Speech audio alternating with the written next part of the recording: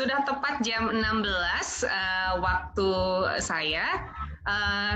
Kita sore ini kita akan belajar di Pojok Pintar Manajemen. Saya ucapkan selamat sore dulu kepada Bapak Ibu semuanya untuk seri Pojok Pintar Manajemen sore ini. Kini adalah sudah masuk ke seri yang ke-12 gitu ya. Dari selama pandemi COVID-19 ini berlangsung dari bulan Maret.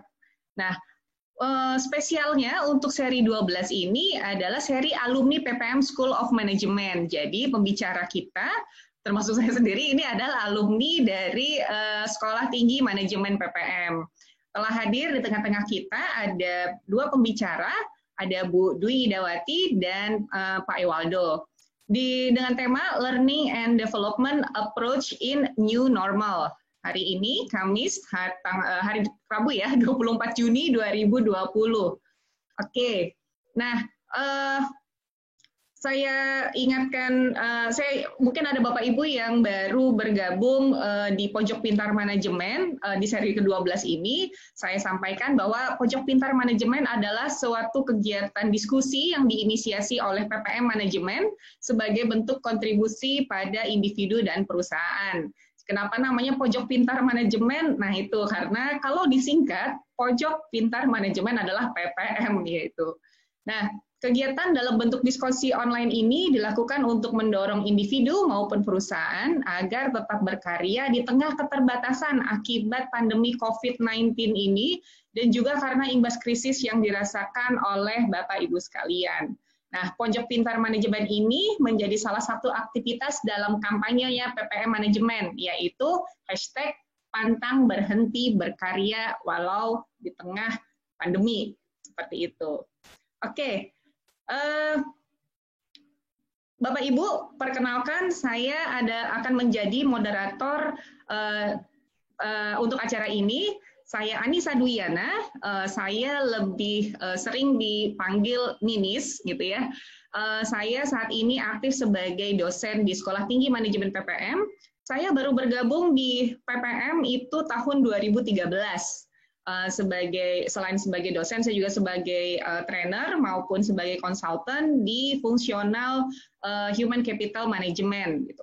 Sebelumnya saya pernah bekerja di beberapa industri, di manufaktur, di retail, di perbankan, di pertambangan batu bara, perkebunan dan pabrik kelapa sawit, dan akhirnya sekarang di institusi pendidikan. Nah, saya perkenalkan juga untuk pembicara kita hari ini, sudah ada, oke, sebelum saya memperkenalkan pembicara, saya mau menyampaikan dulu ada beberapa layanan jasa yang diberikan oleh PPM Manajemen. Seperti Bapak Ibu bisa lihat di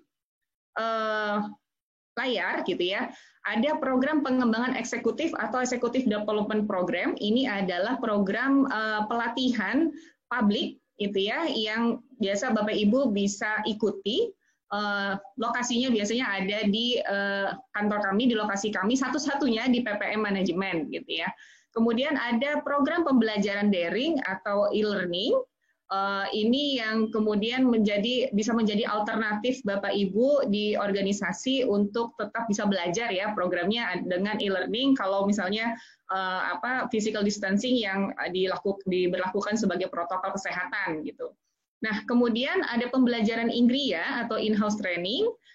Jadi kalau misalnya Bapak Ibu secara perusahaan ingin mengadakan pelatihan di tempat Bapak Ibu dengan topik khusus, ini ada di pembelajaran Inggria.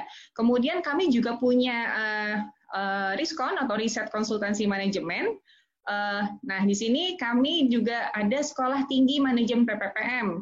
Kami punya dua program studi untuk S1, yaitu Sarjana Akuntansi dan Sarjana Manajemen. Dan untuk pasca sarjananya, kami ada program Magister Manajemen.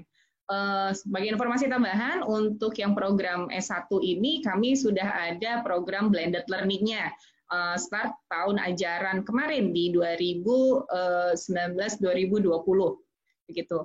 Nah, selanjutnya kami ada seminar dan konferensi dengan topik-topik yang menarik. Kemudian kami juga ada asesmen SDM, dan kami merupakan salah satu lembaga yang dipercaya oleh Kementerian BUMN untuk mengadakan asesmen direksinya, gitu ya. Kemudian kami juga punya penerbitan buku dan majalah, dan kami juga saat ini sudah dipercaya menjadi salah satu lembaga sertifikasi profesi. Untuk lebih lengkapnya, Bapak Ibu bisa langsung meluncur ke websitenya kami, ke Instagramnya kami di PPM Manajemen. Oke, selanjutnya untuk sesi nanti ya, ada sesi paparan dari pemateri, kemudian ada sesi tanya jawab, dan ada sesi feedback. Nah, saya jelaskan satu-satu dulu. Untuk sesi pemaparan materi, mohon pengertiannya bahwa selama pemateri itu menyampaikan materinya, gitu ya, semua partisipan, Bapak dan Ibu semua, mic-nya akan di-mute oleh host ya, gitu. Dan dalam diskusi nanti diharapkan Bapak Ibu memiliki prinsip yang positif dan kolaboratif. Nah, nanti setelah Bu Ida menyampaikan materinya, kemudian Pak Ewaldo juga menyampaikan materinya, barulah masuk ke sesi tanya jawab. Kami akan membuka beberapa termin, kita lihat lagi nanti waktunya ya, memungkinkannya kita bisa buka beberapa kali termin. Namun diharapkan dalam setiap pertanyaan yang diajukan oleh Bapak Ibu, itu satu pertanyaan saja cukup. Jadi tidak pertanyaan ala kami kalau dosen ngasih pertanyaan ke mahasiswa gitu, kalau UTS 1AS gitu ya, 1A, 1B, 1C, 1D gitu. Itu A-nya juga 1A1, 1A, nggak seperti itu. Jadi mohon nanti pertanyaannya cukup satu saja gitu. Nah, jika Bapak Ibu nanti pada saat sesi tanya jawab ingin bertanya, mohon Bapak Ibu klik bagian raise hand. Nah, nanti kami akan melihat dan akan memberikan kesempatan kepada yang sesuai urutan siapa yang mengajukan raise hand-nya lebih dulu gitu. Jadi kan secara otomatis kan by system nanti di chat ini akan muncul gitu ya, siapa yang raise hand duluan. Nah, itu aturannya untuk sesi tanya jawab. Setelah sesi tanya jawab, nanti Bapak Ibu diharapkan mengisi feedback untuk kami agar nanti sesi-sesi selanjutnya bisa lebih baik lagi. Nah, setelah Bapak Ibu mengisi survei tersebut, feedbacknya, nanti Bapak Ibu akan otomatis mendapatkan pop-up untuk materi dari kedua pembicara kita, dari Bu Ida maupun Pak Ewaldo, gitu ya. Itu adalah aturan pojok pintar manajemen. Saya kira sudah, tak kenal maka tak sayang. Saya akan perkenalkan dulu pembicara kita pertama. Beliau adalah senior saya saat ini. Dulu beliau adalah dosen pembimbing saya, Ibu Dwi Idawati atau dikenal dengan Ibu Ida. Beliau selain sebagai dosen juga sebagai konsultan dan sebagai asesor. Gitu. Beliau juga aktif sebagai anggota senat di PPM. Juga fungsionalnya di Bu Ida ini adalah di Human Capital Management, di Organizational Behavior, Strategic Human Resource Management, Competency Based Human Resource Management. Dalam menjadi konsultan selama di PPM ini, itu adalah bidang-bidangnya beliau juga, dan beliau juga sebagai asesor untuk bidang manajemen dan bisnis dari calon-calon direktur. Jadi beliau juga menjadi asesor untuk direksi-direksi BUMN, begitu. Oke, untuk pembicara kedua, ini adalah alumni kami. Karena sudah alumni, kita panggilnya Pak ya. Maunya sih dulu sih Bang. Pak Ewaldo Reis Amaral, atau kami panggilnya Pak Ewaldo. Beliau alumni PPM School of Management, dulu kuliahnya masih 2014, lulus wisudanya 2016 ya. Saat ini bekerja di tiket.com sebagai Learning Development and Talent Management Manager. Ya. Nah, Pak Ewaldo sebagai praktisi HR di tiket.com juga memiliki exposure di beberapa industri dan pengalaman kerja di Schneider Electric, di Manulife, Unilever, masuk saat ini di tiket.com gitu ya. Di mana tanggung jawabnya beliau mulai dari lingkup nasional, regional Asia hingga global internasional. Ini yang istimewanya juga dari Pak Ewaldo ini menjadi kebanggaannya kami adalah beliau ini lulus dengan predikat cum laude gitu ya, karena IP-nya di atas 3,75 gitu. Oke, Pak Ewaldo juga memegang sertifikasi Hogan Assessment, Professional Coach, dan SKKNI HR. Terpilih mengikuti IITSS Leadership Program di Jepang, dan bisa mengunjungi platformnya Pak Ewaldo ini di @ngobrol-dunia-kerja atau @youthdevelopment.id yang membahas tentang anak-anak muda, karir, dan self-development. Oke, demikian perkenalan tentang pembicara Pojok Pintar Manajemen seri 12 ini. Untuk kesempatan pertama, saya persilahkan kepada Ibu Ida. Ibu Ida sudah hadir di tengah kita. Selamat sore, Ibu Ida. Selamat sore. Halo, Ibu. Sehat hari ini? Alhamdulillah. Alhamdulillah. Oke, Ibu Ida, silahkan bisa dimulai untuk sharing tentang learning and development approach di new normal. Silakan Ibu. Baik, terima kasih Ninis. Iya, ini yang ngajar, bukan ngajar ya, kita nggak ngajar, sorry, ini sharing ya. Yang sharing ini satu angkatan kolonial, yang satu milenial gitu ya. Asik. Aldo itu milenial ya.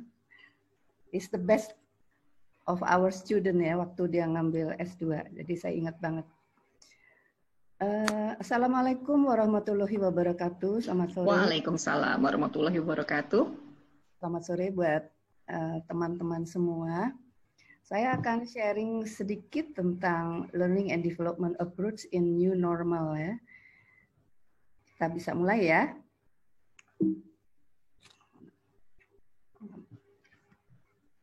Oke, ini situasi sebelum COVID kayak begini nih ya.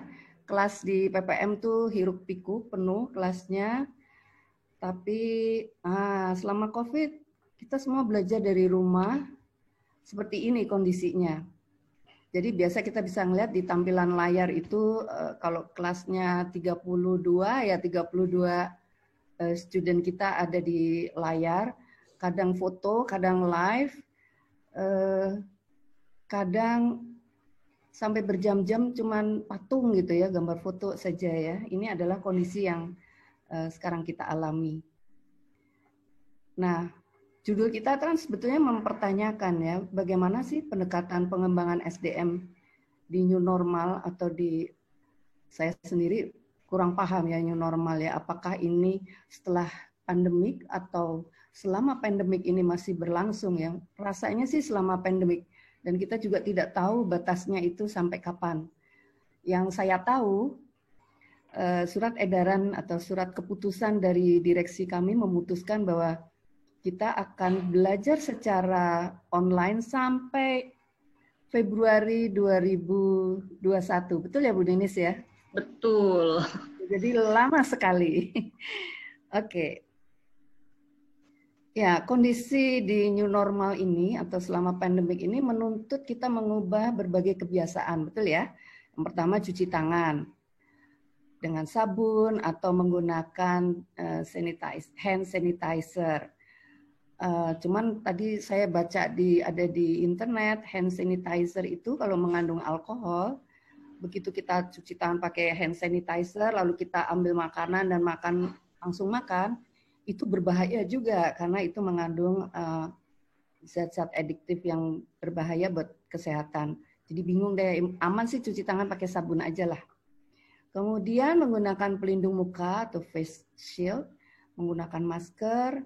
Ini yang kita jarang lakukan ya, menggunakan pelindung muka, menggunakan masker, berjemur, berolahraga, yang kadang-kadang sempat jemur, sempat kadang juga berolahraga, sekarang kita hampir rutin melakukannya, makan sayur, buah-buahan, menjaga kebersihan, mandi minimal 2 kali sehari, dan lain-lain.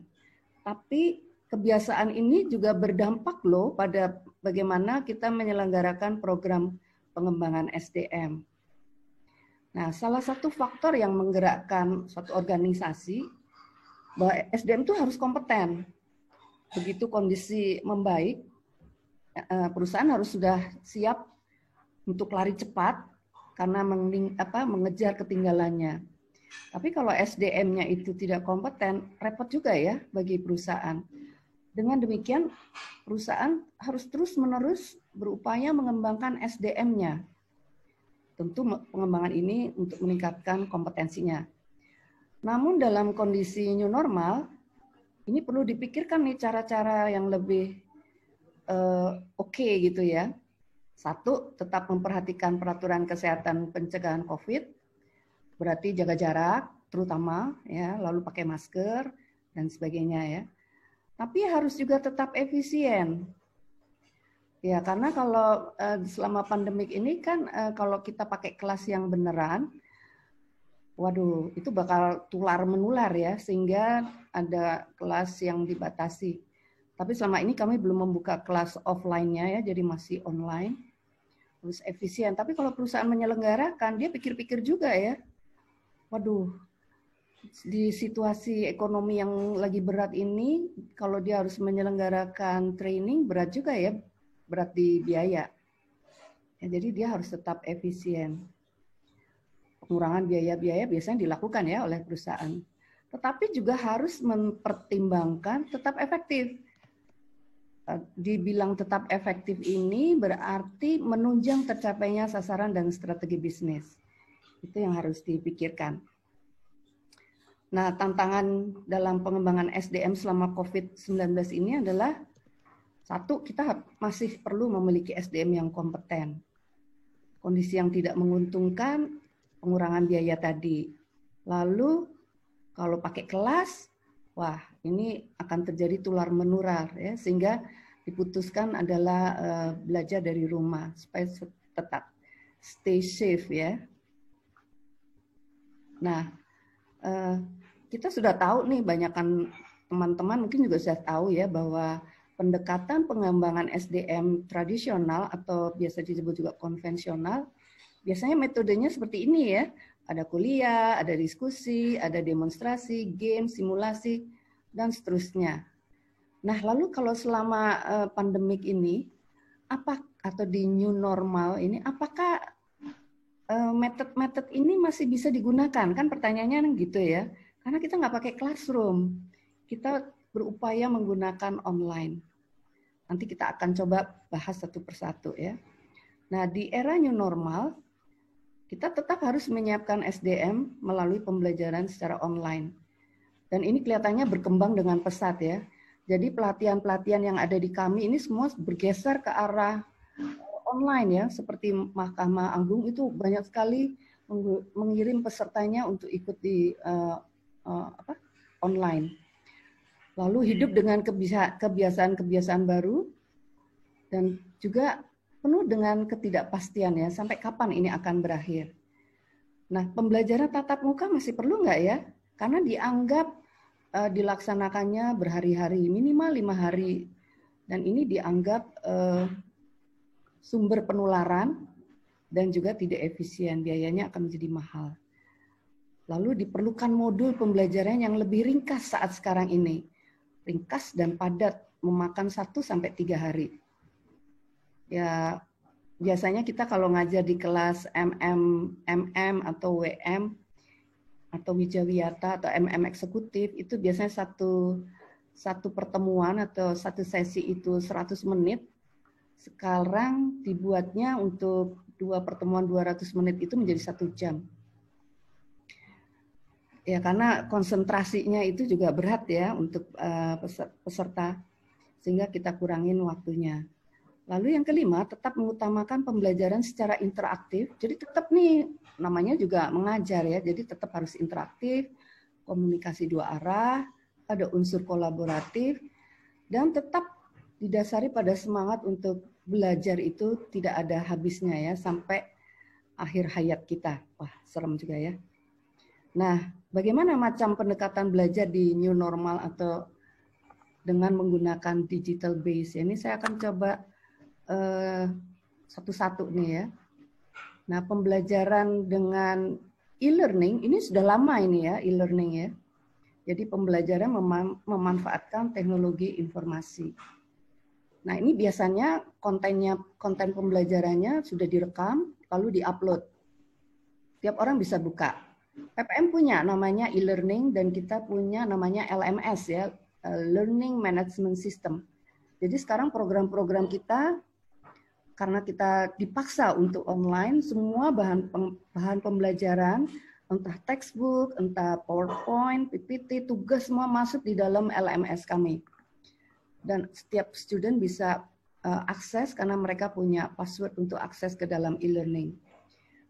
Nah, e-learning ini peserta bisa mengakses kapan saja dan di mana saja. Bisa pakai gadget, bisa pakai segala macam lah yang sifatnya smartphone ya. Kemudian transfer informasinya secara online.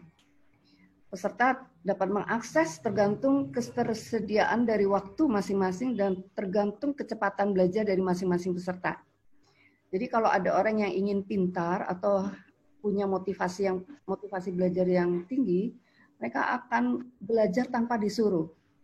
Mereka akan browsing sendiri, cari sendiri, dan kemudian menanyakan kepada pengampu mata ajaran ya. Ini kalau di sekolahan. Nah, tapi pembelajarannya satu arah dan tidak real time. Atau kalau bahasa digitalnya itu unsynchronized mungkin ya. Nah, selain video learning, biasanya juga sekarang nih yang lagi happening adalah menggunakan podcast ya. Podcast ini dipakai juga untuk mempromosikan suatu produk ya. Jadi kalau video learning, kita menyaksikan video satu arah, kadang di akhir video kita dikasih tugas untuk peserta diuji kemampuan atau pemahamannya atas video yang dia lihat. Pengajar membawakannya tidak secara live, jadi semua bentuknya rekaman.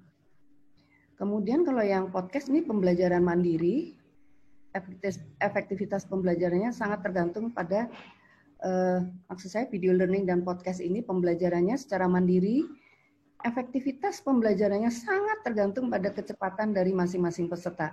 Menurut saya ada satu lagi, selain kecepatan, motivasi dalam belajar. Nah, kalau virtual, ini dipimpin langsung oleh facilitator. Ini yang kita kenal nih ya, ada Zoom, ada Skype, ada Google Meet, ada Cisco Webex Meeting, Skype, macam-macam nih ya, pembelajaran secara online.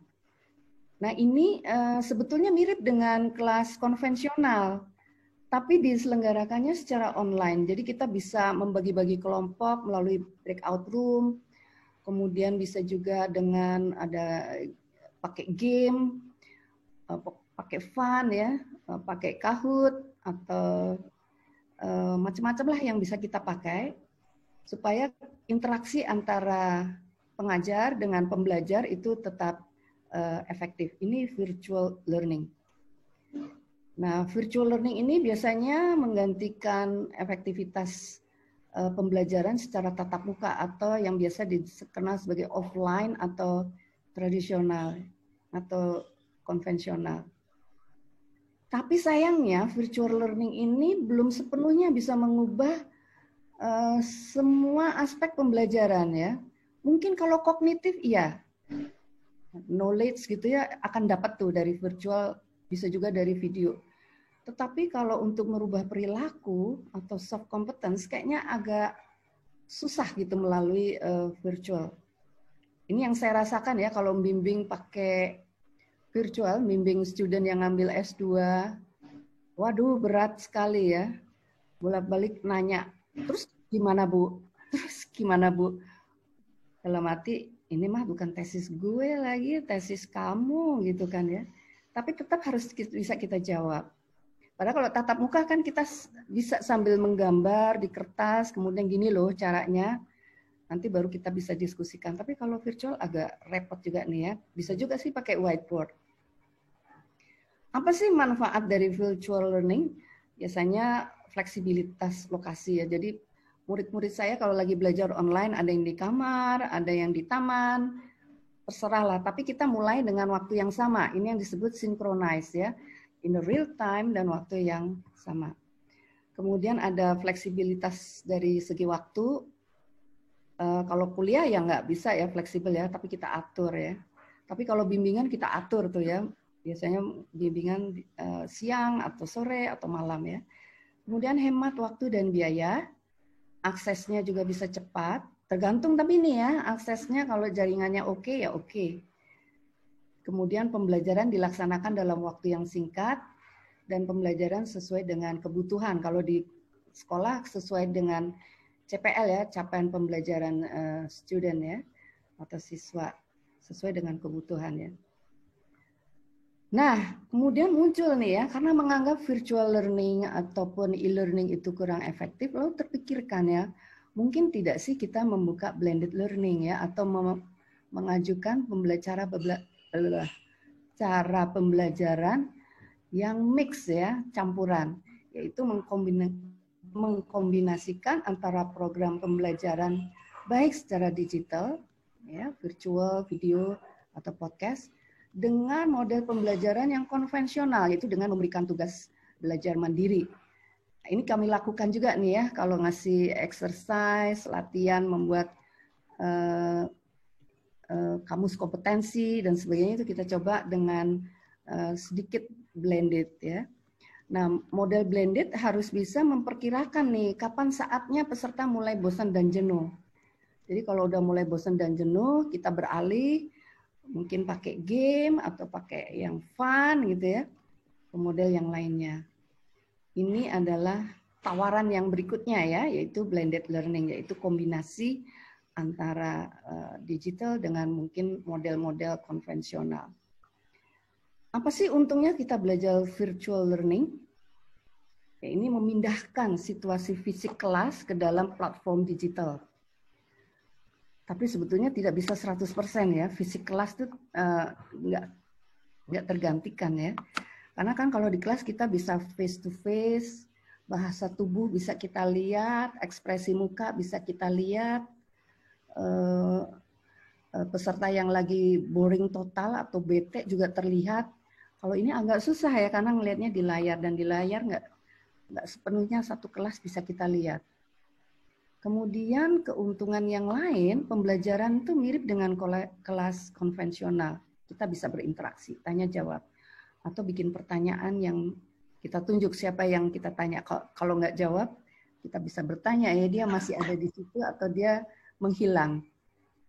Nah, fitur platform digital bisa pakai ini tadi yang saya bilang ya, bisa pakai breakout room. Pengajar juga bisa menjelaskan dengan menggunakan digital whiteboard. Ini keuntungan dengan virtual learning. Tapi virtual learning ini juga ada hal yang kurang menguntungkan ya. Ini tadi saya bilang ya, sulit membaca bahasa tubuh sesama peserta. Seperti saya contohkan ya, MMEM ya, Magister Manajemen Eksekutif Muda Angkatan 23 yang baru, itu jumlah muridnya 31 atau 30 ya, saya lupa. Itu nasibnya adalah begitu mereka masuk di hari pertama itu sudah online. Jadi mereka tidak bisa berinteraksi mengenal satu dengan yang lain. Boro-boro ya di antara mereka ya, apalagi dengan gurunya ya, atau dengan dosennya juga kita belum kenal ya. Kenalnya ya melalui online. Nah, di sini juga kelemahannya di virtual learning ini, pengajar sulit mengidentifikasi tingkat konsentrasi. Ada yang bilang orang tuh bisa bertahan setengah jam, 30 menit itu udah bagus sekali ya. Apalagi kalau gurunya ngomongnya monoton gitu ya, dosennya ngomongnya monoton, datar, tidak ada contoh, garing banget. Pasti mereka akan kehilangan konsentrasi ya, alias bosan. Tapi kita juga nggak bisa mengidentifikasi pemahaman ya. Biasanya kalau setelah sesi saya kasih tugas, lalu mereka bikin di breakout room, balik lagi, baru kita tahu, wah ada yang paham dan ada yang tidak paham ya. Jadi kita juga bisa tahu kebingungan dari peserta. Yang negatif lainnya, pengajar sulit melihat bahasa tubuh peserta ya. Jadi sesama mereka nggak tahu, pengajar dengan yang diajar juga tidak tahu ya. Kalau ngelihat ekspresi kan kita bisa tahu ya, ini orang lagi bete atau enggak ya. Nah, ini tipsnya nih untuk para pembelajar nih ya, peserta nih, persiapkan diri. Bayangkan seakan-akan Anda sudah ada di kelas, di ruang kelas ya, jadi sudah siap. Biasanya anak-anak tuh kalau udah sore udah kayak habis kerja juga ya, beberapa di antara mereka jadi wajahnya udah juga lesu, capek gitu ya. Ada juga yang kalau kuliah pagi, ada yang kelihatannya belum mandi deh, rambutnya masih awul-awulan gitu ya. Ada yang belum sarapan. Nah, ini juga akan memecah konsentrasi ya. Kalau pas jam makan siang, sebaiknya sudah makan siang atau makan malam. Atau kalau ada jam beribadah, mereka sebaiknya sudah lewat waktu ibadah. Kemudian mempersiapkan alat penunjang pembelajaran. Ada alat tulis, buku catatan, buku textbook mungkin ya, atau bahan materi pembelajaran. Kemudian persiapkan teknologi yang dibutuhkan. Ini tadi ngobrol sama Bu Ninis, dia sudah menyiapkan kalau wifi-nya bermasalah, dia bisa pakai untuk tethering segala ya. Iya, Bu. Jadi udah disiapkan gitu ya. Kemudian buat suasana senyaman mungkin. Bersiap diri di depan laptop atau smartphone, memilih ruang belajar yang tepat dan jauh dari gangguan. Kemarin aku bimbingan di sebelah rumah si muridku itu tadi, si mahasiswa, kayaknya ada orang lagi bangun deh, tak tek tok, aduh, dia nggak dengar, aku juga nggak dengar. Ini sangat mengganggu ya, jadi cari tempat yang senyaman mungkin, tapi bukan di kuburan ya, kan nyaman, sepi gitu ya, tapi jangan di kuburan. Mungkin di kafe gitu, enaknya kafe juga suka rame ya sekarang ya. Oke, kemudian siapkan kopi, teh untuk teman belajar ya. Jadi kalau dibilang siapkan diri seperti suasana kelas, enak kalau pakaiannya itu juga pakaian formal ya. Kalau di kami atur, mereka harus menggunakan pakaian yang formal. Bukan formal lalu pakai dasi dan sebagainya. Enggak, maksud saya tidak pakai baju tidur, pakai kaos oblong, enggak ya, tapi pakai baju yang enak dipakai dan itu seperti biasanya kalau kita belajar offline. Lalu Bu Ida, maaf, waktunya 5 menit lagi. Oke, dikit lagi. Oke, siap. Dari kegiatan lain nih, misalnya hati-hati dengan distraksi ya. Misalnya sambil belajar mengakses media sosial yang lainnya atau konten-konten berita. Usahakan fokus ya selama belajar. Nah, buat pengajarnya apa nih yang harus disiapkan? Aku nggak bisa, Nak. Nah, tips mengajar untuk para pengajarnya mirip-mirip ya. Tapi buat pengajarnya dia harus bikin ini nih, namanya buat perencanaan pembelajaran daring ya, yaitu mengacu pendekatan plan, kalau mundur gimana? Plan, proses, dan evaluasi. Kemudian yang lainnya, pelajari aplikasi atau teknologi yang digunakan, dosennya juga udah harus mandi, sarapan, dan sebagainya. Persiapkan bahan hampir sama. Nah, yang penting dosennya ini juga harus mengenali siswanya. Jangan salah nyebut nama. Buat suasana senyaman mungkin ya, ini mirip-mirip ya, tapi yang perlu disiapkan nih ajukan pertanyaan pada siswa. Lebih berat mengajar melalui virtual ya daripada offline ya, karena kita harus menyiapkan kayak bikin skenario sebelum kita mengajar ya. Kemudian buat instruksi pembelajaran. Ini mirip-mirip ya.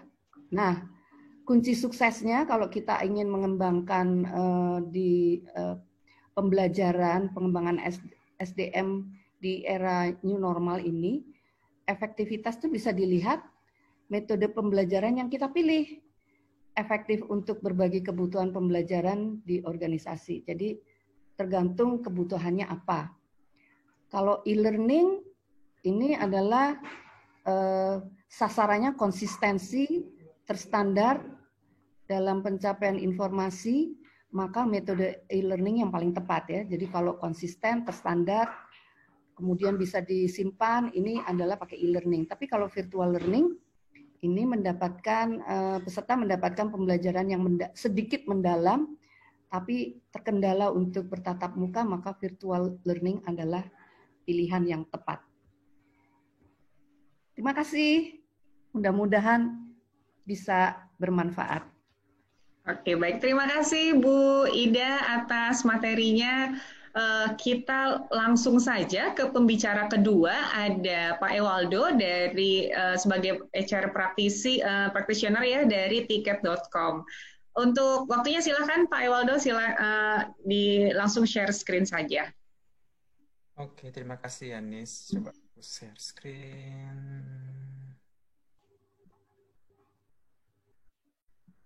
Ya, sudah kelihatan ya?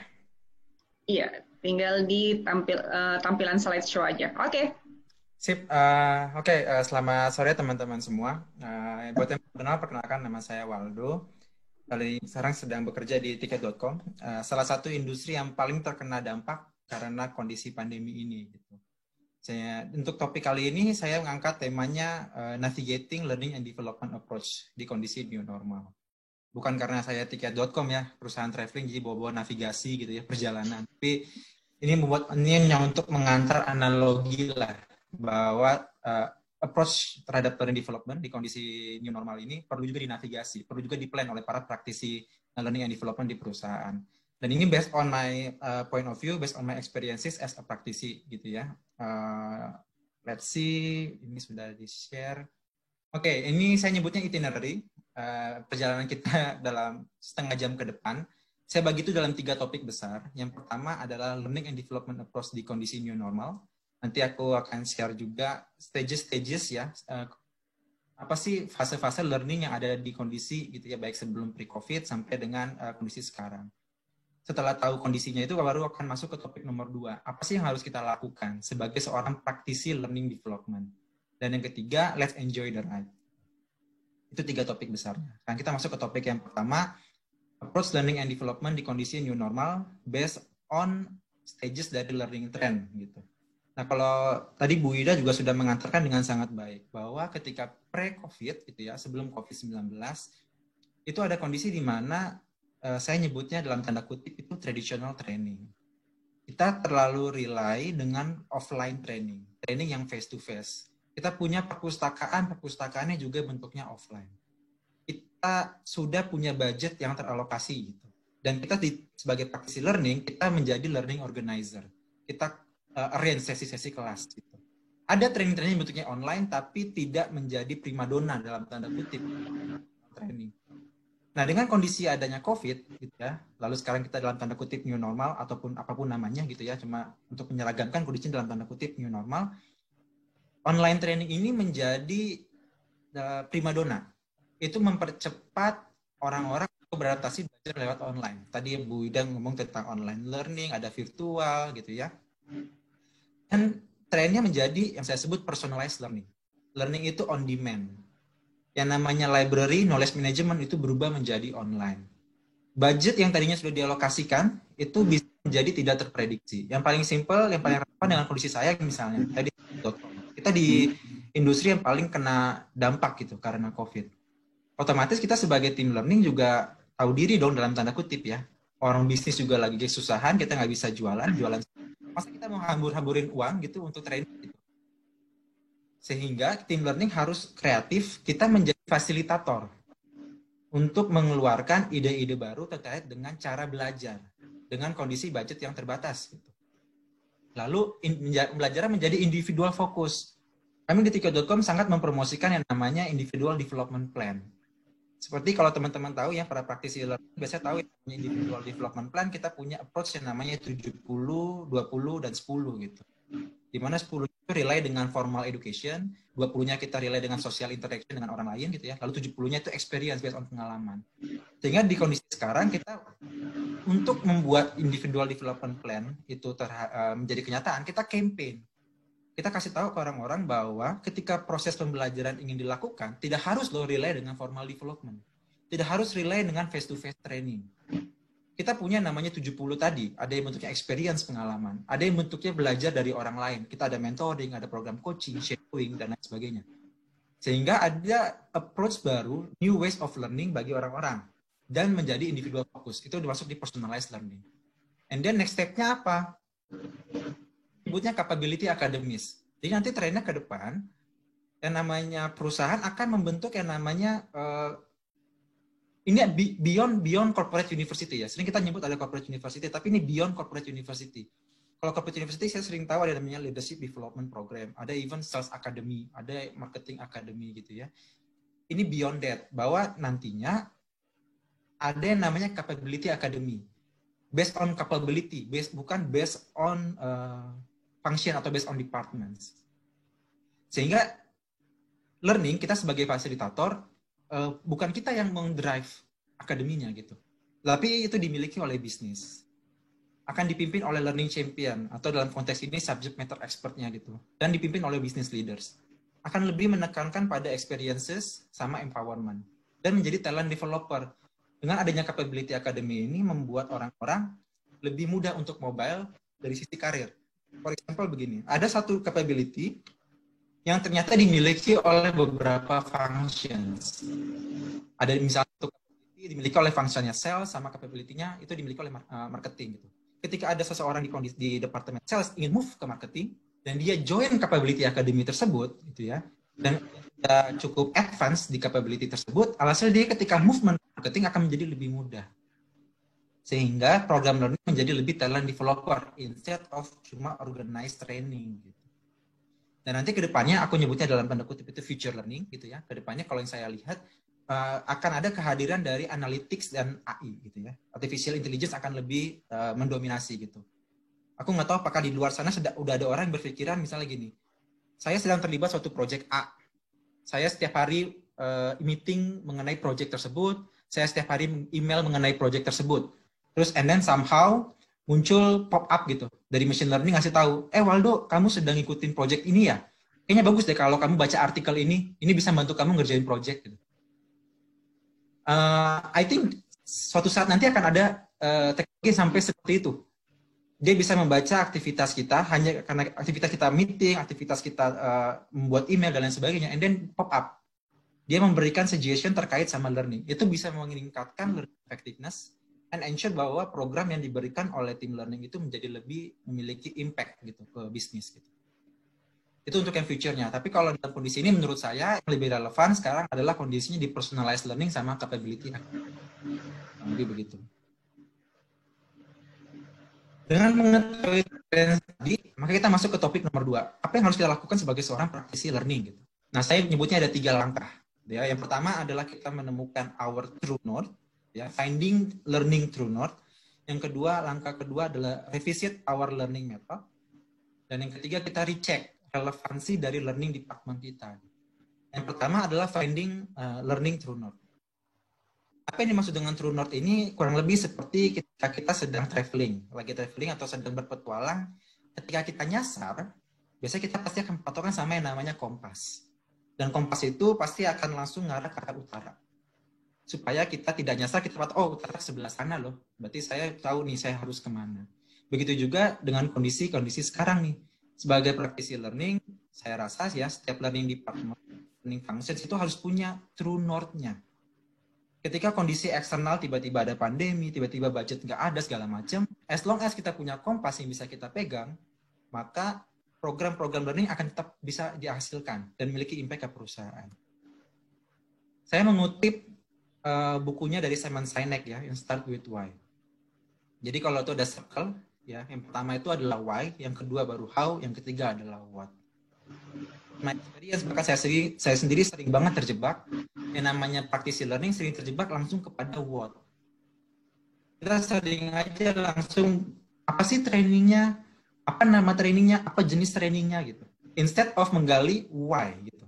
Dan why itu bukan cuma sekedar mengapa training ini kita butuhkan, bukan. Pertanyaannya lebih ke arah mengapa learning department itu ada dalam perusahaan. Why learning department exists in this company. And then sebagai learning department, we have to find the answer gitu. Kenapa sih kita ada di perusahaan ini? And based on that, we can define the how. Specific actions yang bisa kita lakukan untuk menerjemahkan si why tadi gitu. And then baru keluarlah produk-produknya dalam bentuk what. And then kenapa why? Kenapa true north ini menjadi important? Yang tadi saya bilang bahwa dengan kita punya kompas gitu ya. Ketika ada external condition, kita nyasar, budget dipotong, dan lain sebagainya gitu ya, atau kondisi bisnis berubah, kita tadinya biasa jualan A, sekarang jualan B. As long as kita punya kompas di learning department, we know gitu. Kita mau ngarahnya kemana. Itu bisa membantu kita untuk memotivasi diri kita, inspire ourselves. Dan kita ngelihat bahwa, oh apa yang saya lakukan ini ternyata sudah sesuai loh dengan kompas saya. Atau jangan-jangan apa yang saya lakukan ini, program yang saya bikin ini jangan-jangan tidak sesuai loh dengan kompasnya saya gitu. Ini saya sedikit sharing dengan true north-nya di learning department di tiket.com. Our why statement ya, true north statement kita adalah we are in the ticket.com, create opportunity and build environment where people can learn, grow, and unleash the potential. Di learning department itu ada di ticket.com untuk memberikan kesempatan dan juga membangun environment di mana orang-orang itu bisa belajar, bisa bertumbuh, dan mengeluarkan potensi terbaik dari dirinya. Jadi kondisi lagi tiba-tiba seperti ini, ada new normal, atau mungkin nanti ada kondisi yang berbeda lagi, kita tahu, oh this is our compass. Apapun yang kita lakukan harus bisa relate ke dalam kompas yang tadi. Analoginya kami nyebut diri kami adalah garden. Kami ini tukang kebun gitu di ticket.com. Anggaplah perusahaan itu adalah tanah, gitu ya. Tanahnya, lalu posisi di perusahaan itu adalah sebagai potnya gitu, dan orang karyawan itu adalah daunnya atau bunganya gitu. Kita sebagai tukang kebun harus ensure bahwa bunga ini bisa terus bertumbuh apapun kondisi yang ada di luar sana, mau kondisi lagi panas banget, lagi kemarau, lagi segala macam, kita harus ensure bahwa bunga ini bisa tumbuh dengan cantik. Gimana caranya? Kita kasih air yang baik, kita kasih sinar yang cukup, kita kasih pupuk yang terbaik gitu. Nah, air, pupuk, dan sinar matahari itulah program-program yang dari tim learning hasilkan. Ensure bahwa orang-orang tadi ya, bunga-bunga tadi bisa terus bertumbuh. Nanti potnya yang tadinya ada, oh ternyata terlalu kecil, harus dipindah ke pot yang lebih gede. Oh, anak itu harus promosi. Dia harus pindah ke responsibility yang lebih besar. Lalu di sana kita pupuk lagi, kasih air lagi, dan lain sebagainya. Dan ketika kondisi seperti ini, di tim saya ya, di tim learning, kita think creatively. Why-nya seperti ini, or why statement, and then how we realize, make sure bahwa ini bisa terrealisasi gitu. Nanti akan saya sharing beberapa best practice dari kami. Langkah kedua adalah revisit our learning method. Ini tadi mostly sudah di cover sama Bu Ida. Ini mungkin aku cuma nambahin beberapa poin. Yang pertama, sebelumnya di learning mungkin kita jadi learning organizer ya. Kita create yang namanya training program. But nanti ketika dalam kondisi seperti ini, I think kedepannya adalah program itu harus reshape capabilities dan impact ke organizational culture. Nah, begitu juga contohnya kalau kami di ticket.com, salah satu culture-nya itu adalah ensure bahwa karyawan itu tetap hunger, stay hungry, ada eagerness to learn. Instead of create training face-to-face, ngumpulin orang yang tahu, oh cara untuk menjadi hunger tuh seperti ini loh. Instead of bikin seperti itu, kita bikin beberapa kreatif inisiatif lah. Kita create our podcast, sharing tentang itu, lalu beberapa inisiatif lainnya lah, to enhance the organizational culture. Yang tadinya pasif, berubah menjadi cultivate curiosity and growth mindset. Nah, ini relate banget dengan hunger yang tadi. Bahwa setiap orang itu harus tahu, saya ini mau belajar apa, dan saya bisa akses materi itu di mana. More experiences and empowerment, dan partnering with business leaders. Ini pentingnya tadi individual development plan. Kami di ticket.com sangat gencar-gencarnya nih untuk promote individual development plan. Dengan tagline bahwa your career is in your hand. Kalau kamu pengen grow, kamu pengen bertumbuh, and then let's develop yourself gitu. Kita punya program 70-20-10 gitu. Yang tadinya face-to-face class akan berubah menjadi rethink face-to-face learning. Saya sepakat dengan Bu Ida bahwa face-to-face learning itu mungkin tidak akan bisa hilang. Itu akan tetap dibutuhkan. Tapi perlu di-rethink apakah mungkin durasinya yang selama ini 1 hari itu 8 jam akan berubah menjadi hanya 1 jam atau 2 jam. Dan juga bisa adanya availability through a variety of media. Nanti akan ada media-media yang pembelajaran seperti YouTube, even podcast, articles, dan lain sebagainya. Bentuknya ada gamification, mobile apps, dan juga simulation. Nah, yang sebelumnya one size fit at all juga akan berubah lebih personalized, lebih digital, dan bentuknya bite-size learning. Instead of semuanya langsung dilakukan dalam satu waktu gitu ya. Nanti akan terbagi menjadi kecil-kecil atau saya nyebutnya bite-size learning. Itu langkah kedua, revisit our learning method. Yang ketiga, recheck the relevancy of the learning department. Nantinya ya, menurut saya ketika dalam kondisi new normal ini akan butuh beberapa posisi baru gitu ya di tim learning. Saya nyebutnya ada learning experience designer, ada learning curator, or even software developer. Jadi kita bisa create our own gamification kalau kita punya software developer. Atau kita punya learning curators, karena banyak banget materi learning yang ada di luar sana. Atau materi learning itu dibuat oleh tim kita sendiri, oleh karyawan sendiri, maka perlu ada profesi yang namanya learning curator. Dan ada juga learning experience designers. Kita sering dengar ada namanya istilahnya customer experience. Kita sering dengar yang namanya employee experience atau user experience. Nanti juga menurut saya perlu ada namanya learning experience. Ada journey-nya loh orang. Itu perlu didesain. Even di tim saya ada satu orang yang biasanya ngurus internal communications, employee branding, itu masuk ke tim saya. Internal mobility itu masuk tim saya. Karena tujuannya untuk apa? Untuk membuat experience, learning experience journey tadi gitu. Ketika dia pengen belajar apa, dia tahu untuk lari kemana. Ketika dia lagi belajar itu, experience dia di dalam proses pembelajarannya seperti apa.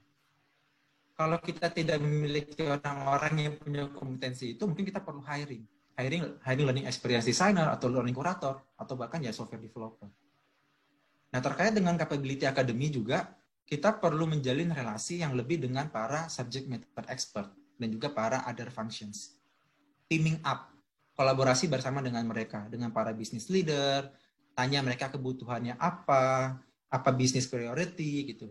Sehingga learning program yang kita bikin itu menjadi lebih relevan.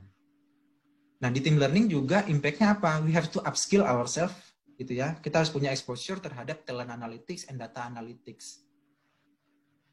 Dalam proses pembelajaran pasti akan ada datanya, data yang dihasilkan, gitu ya. Oh, anak ini suka belajarnya apa? Oh, anak ini butuhnya belajarnya apa? Karena kan tadi personalize ya.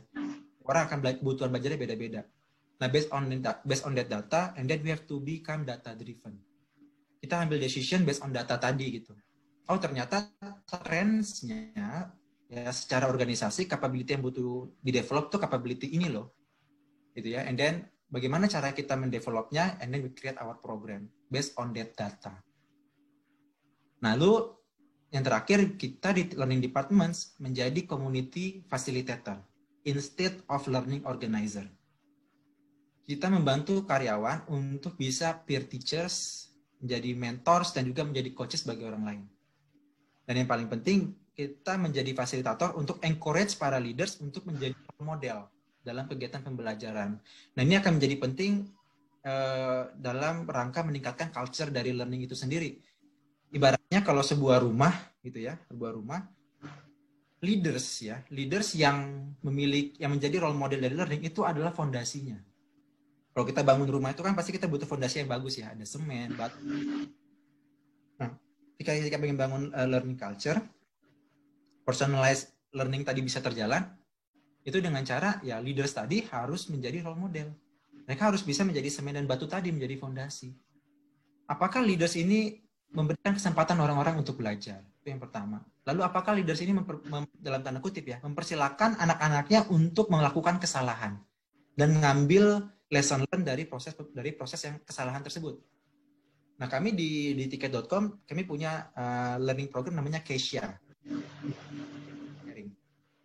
Knowledge aja bentuknya ilmu gitu ya, knowledge untuk di-share. Lalu yang kedua experience. Nah, experience ini kan ada dua ya. Ada experience yang bentuknya success story, yang happy-happy. Ada experience yang kedua yang bentuknya kegagalan. Atau kami nyebutnya IMF, I made failure. Gitu.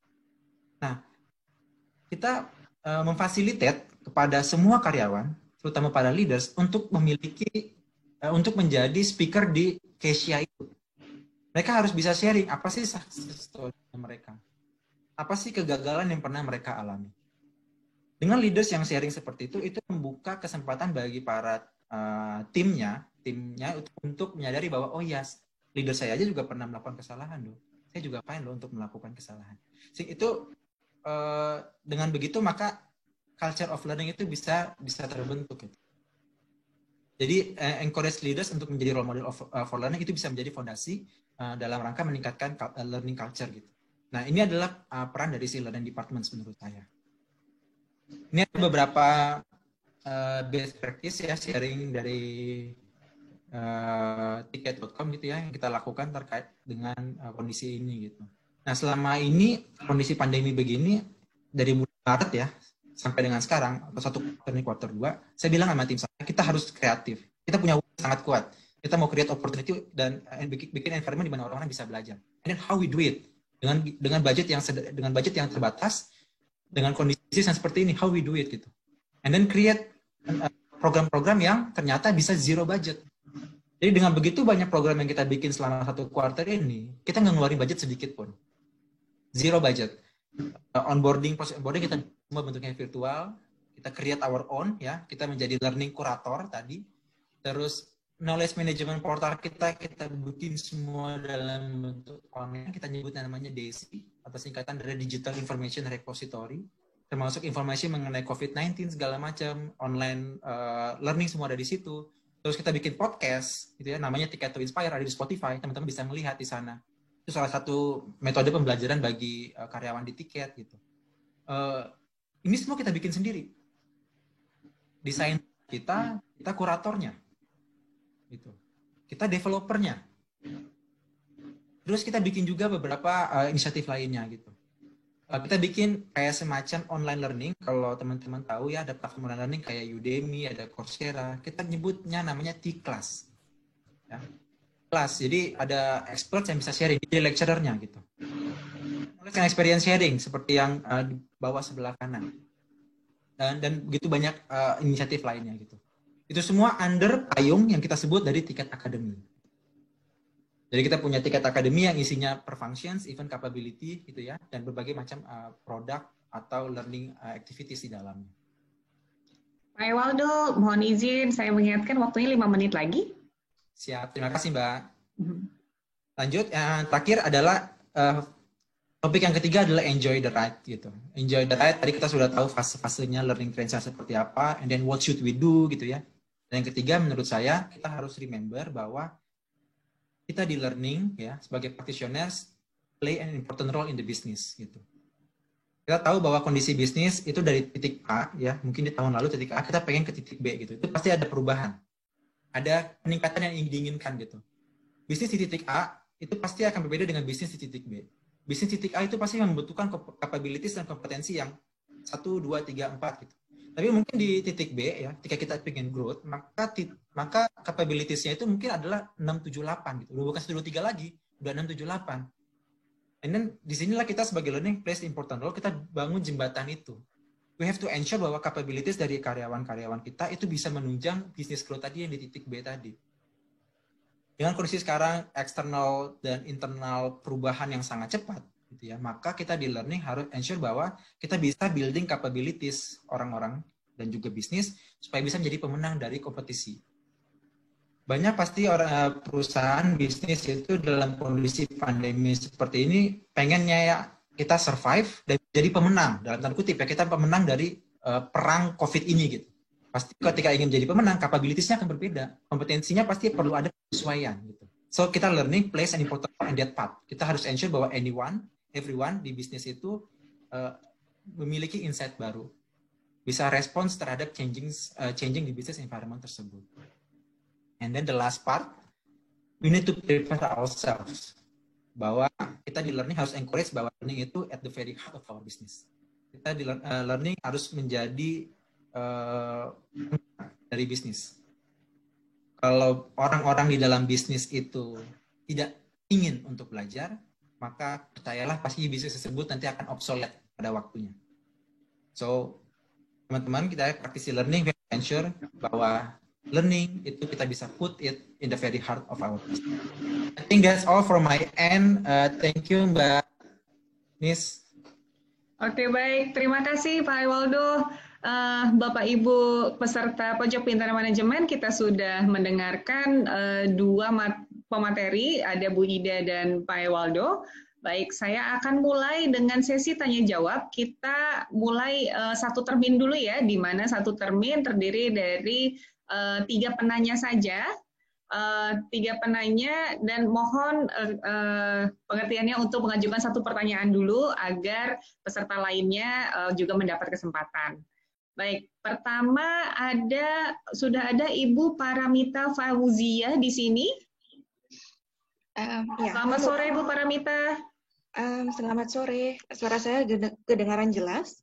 Kedengaran jelas Ibu Paramita, silakan. Oke, terima kasih atas sesinya. Luar biasa sekali. Saya ingin mengajukan pertanyaan, bagaimana proses tiket.com dalam mendesain learning program untuk upgrade skill dan achieving KPI saat pandemi sekarang ini? Oh, tadi saya lagi mute. Oke, bagaimana proses? Oke. Terima kasih Bu pertanyaannya. Oke, baik. Pak Ewaldo. Ini saya langsung jawab atau ditampung dulu ya Bu? Iya, Bu Paramita selain tadi bisa dilihat juga di fitur chat-nya.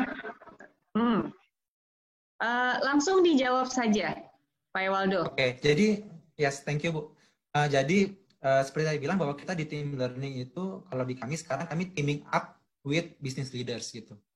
Kami menjadi internal konsultannya para business leader. Internal consultant dalam arti internal consultant untuk mengembangkan kompetensi dan capability. Jadi saya roadshow bersama tim gitu ya ke setiap functions. Apa sih sekarang kalau kita nyebutnya OKR gitu ya di tempat kami atau KPI gitu ya. Di tempatmu sekarang seperti apa gitu. Apa capability yang perlu untuk dikembangin. And then we create the learning program based on that. Gitu. Kami di Tiket.com sangat menghindari bahwa learning program itu datang dari tim learning.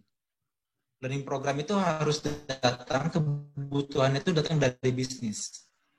Mereka pengen belajar apa, mereka arahnya mau kemana, mereka pengen kru seperti apa, and then kita provide. Contoh lagi ketika kondisi seperti ini, tiba-tiba di aplikasi kita butuh beberapa penyesuaian. Perlu ada loh yang namanya aplikasi atau fitur-fitur baru-baru ini gitu. Lalu kita create sharing session gitu di timnya tech sama di tim produk. Untuk ensure bahwa mereka bisa saling knowing each other, mereka tahu oh tren terbaru lo seperti ini loh gitu. Dan lain sebagainya. Gitu sih kurang lebih. Jadi memang di kita sebisa mungkin programnya itu datang dari para bisnis. Gitu Bu Mbak Nis. Oke, baik Pak Ewaldo. Saya mau ngecek dulu ke Ibu Paramita apakah pertanyaannya sudah jawaban dari Pak Ewaldo sudah bisa diterima? Ibu Paramita? Mic-nya mati. Oke. Mudah-mudahan tadi jawaban dari Pak Ewaldo bisa menjawab pertanyaan dari Bu Paramita terkait dengan Halo. Ya, halo Ibu Paramita. Oke, iya. Mic-nya sudah nyala tadi Ya, semua sudah. mati. Terima kasih jawabannya, Pak. Apakah ada contohnya seperti itu, Pak? Learning-nya? Oh, contoh. Iya. Mungkin kalau aku nggak bisa share materinya, tapi saya mungkin dalam bentuk cerita, misalnya gini. Ya, misalnya seperti ini. Di kondisi pandemi seperti ini, gitu ya, pasti butuh yang namanya kemampuan negosiasi, gitu. Jadi kita kalau di Tiket.com kan orang salesnya itu kan harus berpartner, gitu ya, sama orang hotel. Pasti ketika ngobrol sama ini biasanya kita face to face tuh. Face to face untuk ngobrol. Meeting kan sama partner biasanya ngobrol, ada minum kopi lah, tatap muka segala macam. Tapi kondisi sekarang ternyata ketika melakukan negosiasi itu nggak bisa dilakukan secara face to face. Itu harus dilakukan secara online, pakai Google Meet atau lewat telepon dan lain sebagainya. Nah, pain point itu datang bukan dari saya. Yang bilang kita kesusahan melakukan negosiasi, gitu ya, bukan kesusahan. Kita memiliki challenge dalam melakukan negosiasi lewat online, itu datang dari mana? Datang dari mereka, datang dari bisnisnya. Para sales itulah yang ngomong gitu. Dan mereka bisa ngomong kenapa? Karena saya mendekatkan diri ke mereka. Nah, itu yang menjadi penting. Kita di learning department jangan eksklusif. Kita harus datang sama mereka, ngobrol. Nah, dari ngobrol itu ketahuan, oh ternyata pain point merekanya ini gitu. Dan saya secara gerilya ke para sales itu, saya lihat siapa yang kira-kira sebenarnya udah berhasil melakukan negosiasi secara online lewat Google Meet dan lain sebagainya, gitu ya, gerilya. Ternyata ada beberapa loh, gitu. Even our internal talent itu bisa loh melakukan. Apa yang kita lakukan? Kita bikin program mastering negotiation skill. Yang bikin sesinya siapa? Internal karyawan. Nah itu karena kondisinya pandemi begini, yang dilakukan apa ya? Negosiasi itu bisa kita record. negosiasi bisa direcord gitu ya, negosiasi mereka dengan partner bisa direcord, lalu bisa kita apa? Bisa kita bedah hasil negosiasinya. Oh, negosiasi yang seperti ini it works, negosiasi seperti ini it doesn't work gitu.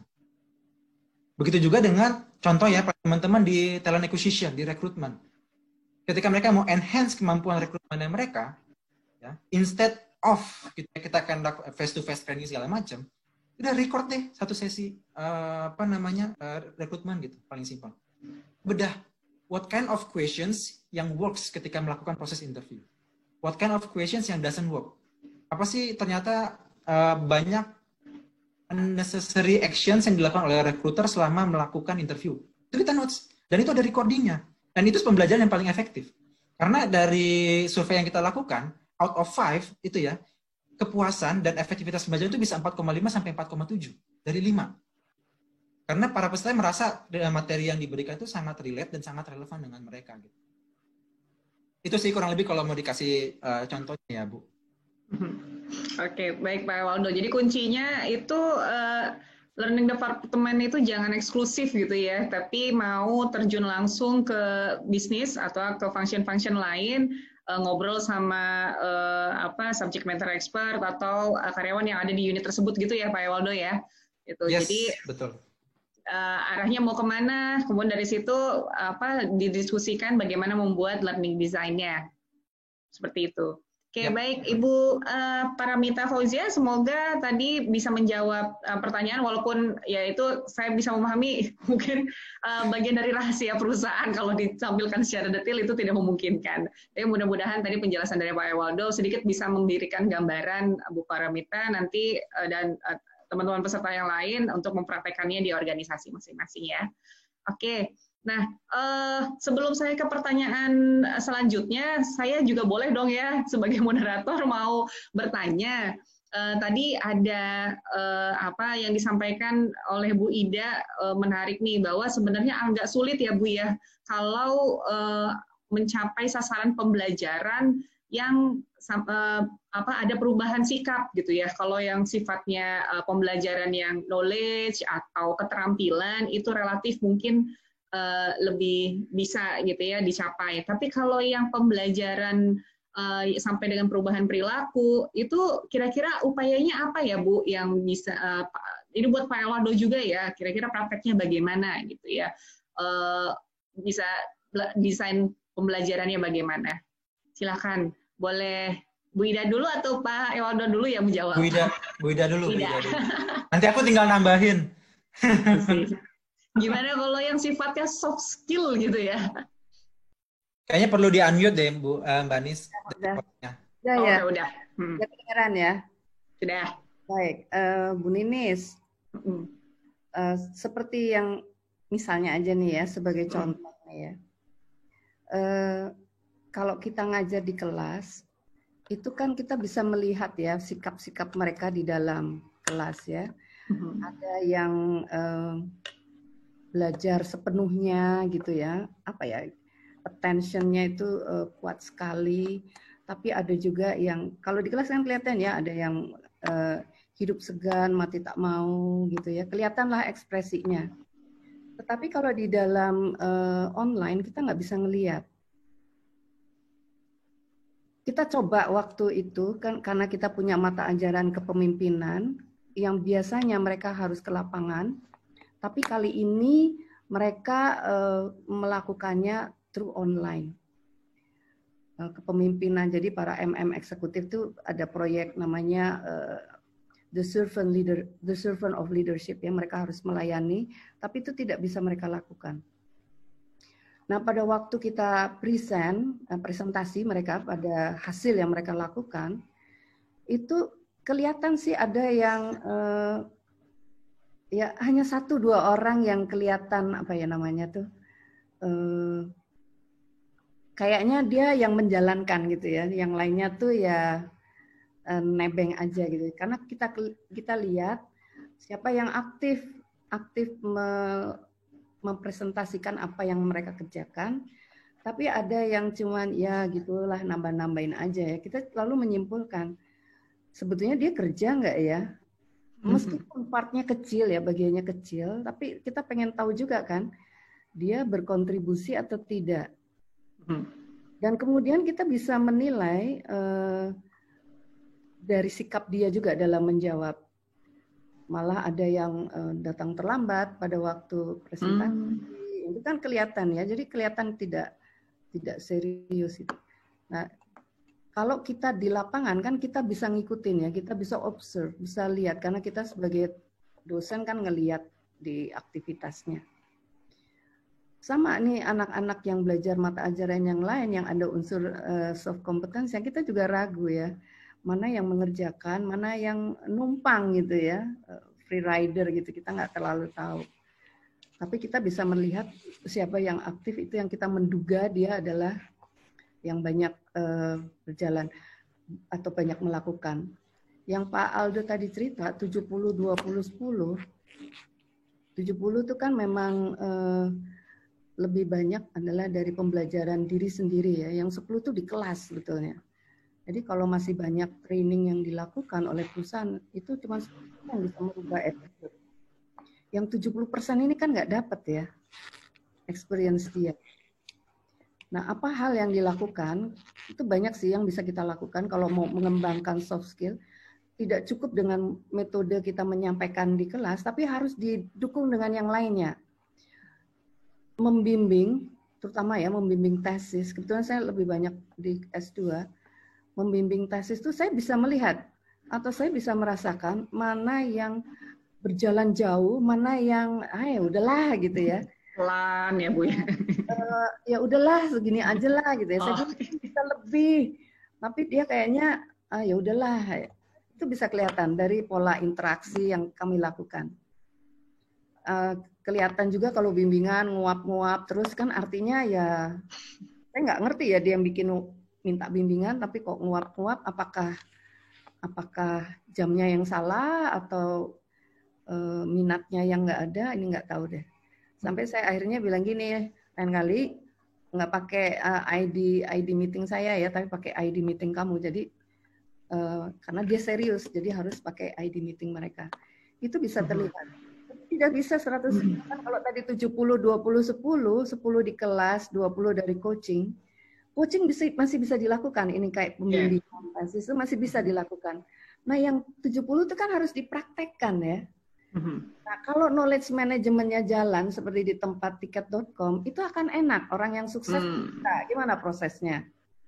Jadi belajar dari orang lain. Tapi kalau knowledge management atau knowledge sharing di organisasi itu tidak jalan, orang itu akan lebih berat belajarnya karena dia harus mencari sendiri. Belajar di masa pandemik ini membutuhkan motivasi yang tinggi dari yang bersangkutan. Karena mereka harus belajar mandiri. Dan dia harus mencoba mencari akses-akses untuk mendapatkan informasi yang diperlukan.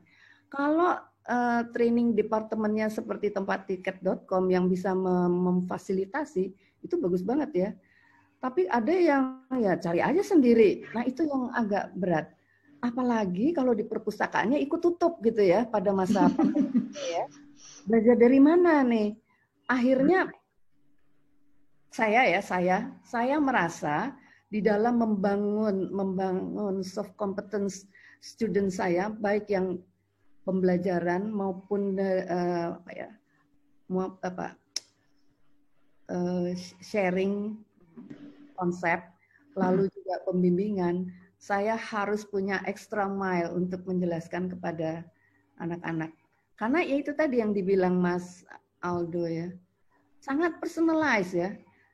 Karena kadar motivasi setiap anak nggak sama itu. Kadar ingin belajarnya tidak sama. Saya lihat aja tuh yang tadi ya, anak angkatan baru, belum pernah berinteraksi sesama mereka. Saya tanya udah baca silabus atau RPS-nya? Belum. Padahal itu udah lama ada di LMS. Dibagikan. Di Learning Management System kita udah lama. Sudah baca bukunya, sudah baca PPT-nya, jawabannya semua belum. Kan merubah mindset ya, itu merubah mindset ya dari pola spoon feeding menjadi pola mencari sendiri, itu nggak gampang. itu nggak gampang ya, karena mereka harus belajar mandiri, punya self motivation, apa tadi istilahnya Mas Aldo ya. Ini yang kedepannya orang tuh kalau perusahaan mencari karyawan harus yang punya kemampuan learning ability yang besar, belajar sendiri, mengembangkan diri sendiri. Sekolah itu kan sebetulnya apa namanya ya, perantaranya ya untuk mempercepat belajar ya. Tapi dengan kondisi seperti sekarang, kayaknya sih belajarnya harus lebih banyak ya. Anak-anak itu harus, bukan anak-anak ya, mahasiswa. Mahasiswa. Extra mile, dia harus belajar lebih banyak, tidak hanya menggantungkan dari pengajarnya. Apalagi kalau pengajarnya ngomongnya nggak enak, monoton gitu ya, Mas Aldo ya. Ngantuk, wah udah deh, mendingan gue ngabur gitu kan. Pasang foto aja, tapi dia entah kemana. Seperti itu. Nah, makanya peran dari si pengajar, kalau tadi Mas Aldo bikinnya ada 4 ya Mas Aldo ya. Peran. Ya, tapi itu peran bukan si pengajar, tapi dari learning-nya. Learning-nya. Ya. Ke depan, peran dari pengajar itu menjadi besar. Satu, dia harus memfasilitator proses belajar siswa, ya, mahasiswanya. Jadi memfasilitate. Kemudian dia membimbing dan menjadi counselor atau coach. Kemudian dia juga menilai, ya kan kalau habis kasih assignment, tugas-tugas kan dia harus menilai. Kemudian dia meneliti sampai mana sih student saya itu pemahamannya. Siapa yang sudah mengumpulkan, mana yang belum. Yang kelima, penguasaan atas konteks atau konten ya, konten facilitator. Dia harus menguasai. Jadi kalau tadi ada unit lain, unit IT atau unit kalau di PPM unit yang membantu membangunkan sistem pembelajaran virtual, dia harus bisa menjelaskan materinya seperti ini. Kecuali standar ya, kalau ini kan nggak bisa standar. Kemudian menguasai teknologi. Yang ketujuh, dia menjadi desainer. Itu tadi kalau di itu tempat trainingnya ya di. Yeah. Dan yang ke-8 ini menjadi administrator dan manajer. Berarti 8 ini yang harus dikuasai oleh para pengajar. Bagaimana membangun efektivitas dalam pembelajaran, not just only knowledge yang mereka terima, tapi juga ada perubahan mindset, perubahan behavior, itu akan menjadi tantangan bagi para pengajar. Tantangan juga bagi student ya, adaptasi dengan kondisi yang ada. Mungkin itu kali ya, Bu Ninis ya. Oke, baik Bu Ida, terima kasih. Kalau dari Pak Ewaldo, tambahannya gimana Pak? Kalau dari aku memang yang tadi aku bilang ya di fase tadi ada traditional training. Fase kedua itu adalah si personalized learning. Jadi yang paling penting memang semua orang tahu bahwa saya butuh untuk belajar kompetensi yang soft yang ini loh. Gitu. Dia harus realize sendiri gitu. Makanya kalau di kami value kita yang sangat kuat itu yang paling pertama itu adalah hunger. Semua orang harus punya growth mindset. Ada namanya kompetensinya active learning gitu. Jadi mereka tahu saya itu kurangnya di sini, saya bagusnya di sini. Fokus yang bagus ini untuk dibikin jadi lebih bagus, atau yang kurang bagus mau saya bikin jadi lebih bagus. Kalau yang saya fokus di kurang bagus menjadi lebih bagus tadi adalah soft kompetensi, and then bisa di-create tuh 70, 20, 10-nya seperti apa, dan dia memiliki ownership terhadap IDP-nya. Yang akan menjadi repot adalah kalau orangnya sendiri nggak tahu kenapa saya harus ngambil belajar ini gitu. Kenapa saya harus belajar? Nah itu yang jadi repot. Sehingga kalau di tiket sebisa mungkin kita kalau bikin IDP, pertanyaan pertama tuh adalah ini, apa kompetensi atau skill atau capability yang kamu butuh untuk kembangin? Mereka harus self reflection. Mereka harus self assessment dulu. Saya bagusnya, saya kurang bagusnya di sini. Gitu. Mereka tahu, oh saya harus melalui program development 70, 20, 10 ini karena tadi saya yang kurang bagusnya ini loh gitu. Itu sih. Jadi ownership-nya harus di karyawan yang bersangkutan. Itu sih. Bonus. Ini ya, benar-benar. Iya Bu Ida. Tambahan sedikit. Oke. Kedepannya nih ya. Jajaran kalau tadi Mas Aldo kan bilang culture of learning ya, budaya belajar itu juga harus terbangun ya di perusahaan. Betul ya Mas ya? Iya, Bu. Mencari sendiri, belajar sendiri. Tapi yang tidak kalah pentingnya, si trainernya itu perannya berubah loh. Dia tidak hanya sebagai facilitator, itu tadi sebagai konsultan, mengakses gitu ya, sejauh mana dia belajarnya. Lalu peran manajer lini juga menjadi besar, tidak hanya KPI-nya itu mengirimkan sekian orang untuk ikut program pelatihan, tapi dia harus berpikir impactful-nya apa buat unit kerjanya. Kalau nggak ada, mau pakai online, pakai offline, podo wae gitu ya, tidak memberi impact. Jadi strategik di dalam pemilihan materi itu adalah tidak hanya difokuskan pada si pembelajar saja ya, atau trainernya saja, tapi juga pada para atasan ya, yang juga bisa membantu mengakses anak buahnya seberapa jauh sih dia sudah berjalan. Apalagi kalau di organisasi kita sudah memetakan talent grid-nya ya, kan harus tahu. Kalau enggak semuanya misfit dong ya. Kalau misfit itu berarti peran para manajer lini enggak ada tuh di situ. Peran manajer lini harus berhasil menghasilkan talent-talent yang ada di talent bench ya, yang siap menggantikan pemimpin-pemimpin yang akan pensiun atau apa, itu udah siap ya. Kalau enggak, cuman berapa orang ikut training, apa tadi istilahnya what ya, apa yang harus saya ikutin, itu bukan lagi ya. Wah, itu juga harus dijawab oleh si para atasan ya, atasan langsung ya. Kenapa saya memilih dia untuk jadi talent? Apa alasannya? Apa yang harus saya berikan pada dia? Selain yang bersangkutan juga harus mampu mengembangkan dirinya sendiri ya. Itu mungkin. Baik, Bu Ida. Jadi kalau saya saya simpulkan ya walaupun sulit untuk program pelatihan atau pengembangan yang sifatnya soft skill, tapi sebenarnya masih bisa diupayakan melalui tadi cara-cara tersebut ya, bahwa motivasi dari si pesertanya sendiri ini yang harus motivasi tinggi ya untuk belajar, kemudian juga nanti ada peran dari pengajarnya sendiri atau fasilitator ini yang jadinya bertambah, tadi perannya sampai ada 8 macam ya, tidak hanya sekedar delivery materi, tapi juga sampai tadi jadi administrator dan segala macam.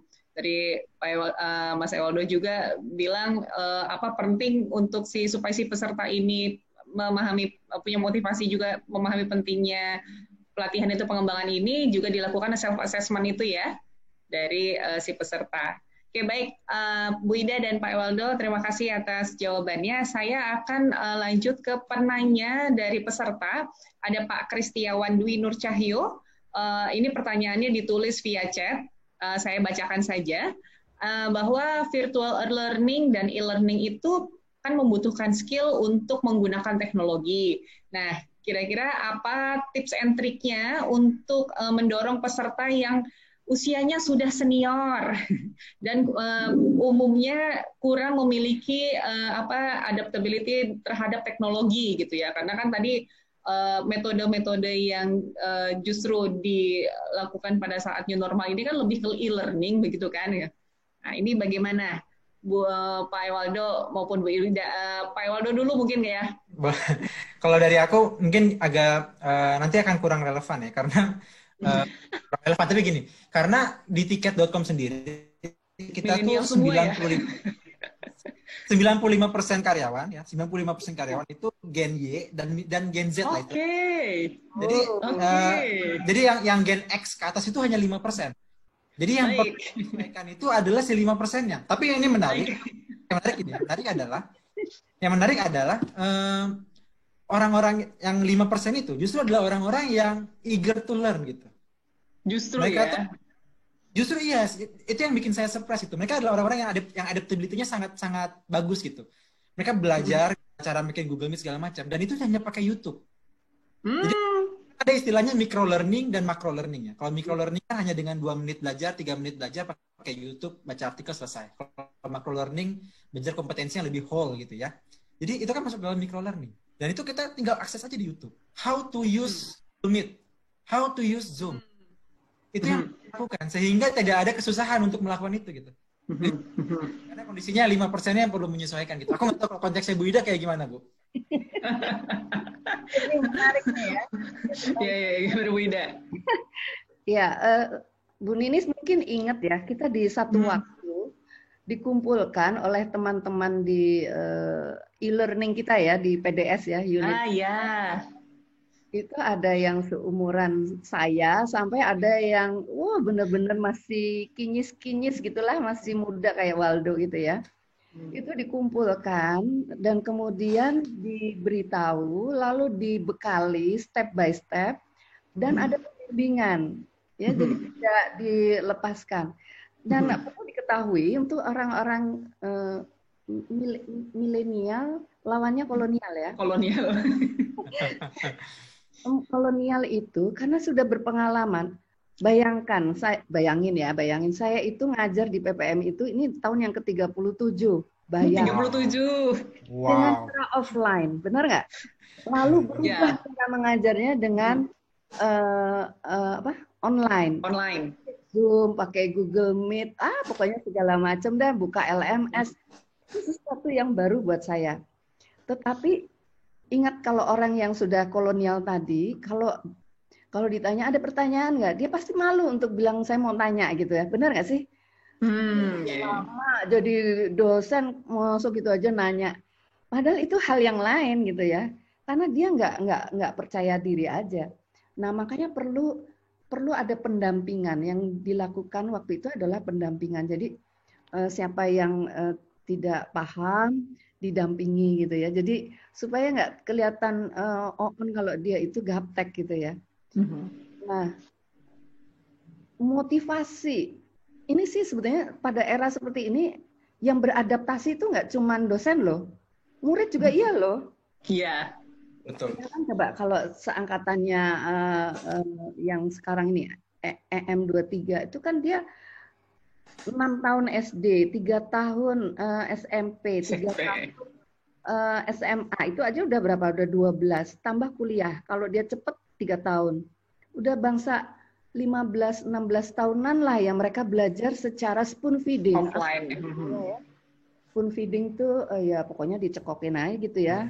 Nah, metode yang banyak diberikan. Lalu sekarang mereka harus menyiapkan diri. Berarti yang beradaptasi tidak hanya kami kaum kolonial. Ajar ya. Mereka kedua. Kaum milenial. Saya yakin yang dibilang Mas Aldo tadi bahwa mereka itu kalau anak-anak Gen Y, wah dunia tuh di ujung jari kan ya. Tapi nggak tahu di ujung jari dia nyarinya apa gitu kan? Betul. Nyarinya bos. Iya. Gitu kan. Buka TikTok. Nah, kalau dia tahu bahwa dunia itu di ujung jarinya, sebetulnya mereka jauh lebih hebat dari zaman saya. Setuju ya? Iya. Karena ada di ujung jari mereka. Tapi kan pertanyaannya, mau nggak mencari? Sama juga buat kita yang kolonial, mau nggak belajar sesuatu yang baru? Kalau nggak ada pilihan kan? Nggak ada pilihan. Ambil atau leave it kan? Ya udah, minggir aja kan gitu. Nah, mungkin cara ini kan minta triknya ya. Kalau bisa ada di bagian IT atau di bagian learning center-nya yang secara personal mengeducate. Saya seperti itu juga, karena kan yang lain cepet banget sih belajarnya, aku kok nggak ngeh gitu ya. Maklum lah, kolonial. Lalu didampingi sama staf yang muda. Nah pertanyaannya, yang senior ini malu enggak belajar sama yang muda? Nah, itu ya Bu ya. Saya mau belajar sama yang muda, saya belajar sama yang muda. Nggak bisa semuanya ditumpukan pada departemen training kan? Learning departemennya ya Bu ya. Bisa lah kalau karyawannya kayak di .com gitu, tiket.com berapa ribu karyawannya? Sekarang bisa sampai 1.500. Kan tapi aja tuh ngajarin 5% dari yang 1.500 kan banyak itu. Ngajarin kolonial tadi ya. Jadi jangan malu untuk yang senior belajar dari yang muda. Dan yang muda juga jangan mentang-mentang nih goblok banget sih nih yang tua gitu. Awas kualat. Kan saling ya. Kita respect pada yang muda karena dia canggih. Yang muda juga respect pada yang senior. Maksud saya Iya. Ada istilahnya, aku nambahin, ada istilahnya tuh reverse mentor, gitu ya, reverse mentoring. Jadi kalau biasanya kan kita mentoring itu ke orang-orang yang lebih senior dari kita, yang lebih tua gitu ya. Ini reverse kebalikan. Kita belajar dari orang-orang yang lebih junior itu. Even saya, Bu, saya belajar dari teman saya yang masih mahasiswa, jadi masih mahasiswa S1, tapi Anak dia, magang ya kali. tapi dia jago bikin konten. Ah ya. Saya sebagai orang yang sudah bertahun-tahun kerja gitu ya, harus bisa nundukin kepala saya, bilang, tolong dong ajarin saya cara bikin konten di Instagram yang bagus gitu. iya. Kok reverse mentoring gitu. As long as kita punya mindset untuk belajar, I think it's fine gitu. Iya, fine ya. Iya. Itulah orang Baik, tua baik. tuh suka gengsi gitu ya. Iya, bener. Even saya ke anak magang aja kadang bisa ada, aduh, ini mesti minta tolong ke anak magang sih gitu ya. Gitu. Tapi enggak, tapi emang mereka dia punya expertise di situ. And then ya kenapa kita nggak dia gitu. Benar, betul. Iya. Ya, baik. Terima kasih Bu Ida, Pak Ewaldo untuk pertanyaan Pak Christian. Apakah cukup menjawab gitu ya? Ninis, Gimana Bu Ida? saya dapat kata-kata indah dari Oh, apa itu? salah satu direktur BCA, namanya Pak Arman. Ya. Pak Arman nih yang punya. Dia cuma bilang satu kata, apakah Bapak itu belajar dari mana aja dapatnya? Dia bilang, belajar itu bisa dari lingkungan, bisa dari alam, bisa dari bawahan, dan bisa dari mana aja. Karena kita bukan maha tahu. Kalau udah maha tahu udah jadi Tuhan, katanya gitu. Sepakat. Makjeleb, betul sekali. Ya, baik. Ya, begitu Pak Kristiawan. Jadi bahwa dari Bu Ida dan Pak Ewaldo tidak hanya kepada peserta senior yang biasanya cenderung kesulitan untuk beradaptasi dengan teknologi, tapi mungkin memang pada dasarnya bagaimana dengan karyawan-karyawan memang yang relatif memang sulit gitu ya, tidak hanya secara umur. Tadi disarankan untuk ada pendampingan baik itu dari learning department maupun dari pihak IT, bagaimana tahapan-tahapannya secara sederhananya bagaimana. Mungkin akan takes time untuk kelompok tertentu, tapi ya worth untuk dicoba gitu ya. Nah, saya mau ke pertanyaan selanjutnya dari chat, dari ada Pak Ismail Radiansyah Siregar.